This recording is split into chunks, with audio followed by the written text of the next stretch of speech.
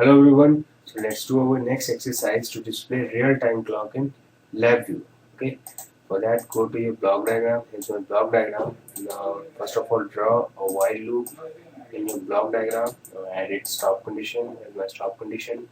Okay, to display the real-time clock, just right click on it, go to timing and select date and time function. This function will allow you to provide date and time. Okay, now if you want to display the time in front panel, then select the function get date and time. Okay, so connect these two terminals.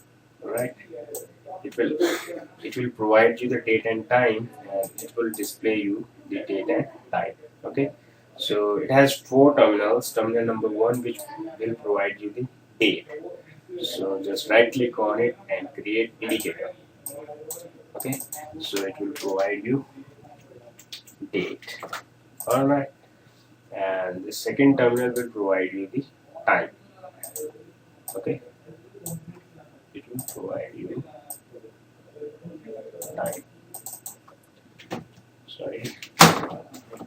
Okay, now here these two terminals are if you want to display seconds or not.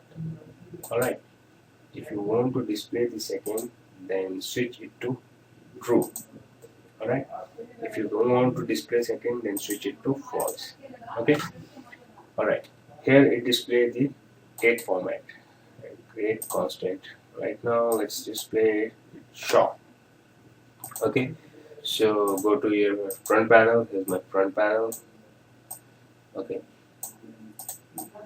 my date and time. Okay, let us increase its size to 36, and let's justify it in center. Okay, now just hit run button. Okay, right now my time is 11:47 a.m. but it's not displaying a.m. so let's increase it a little bit. Okay, now it is displaying. That's it, and date format is still short. Now let's switch it to long.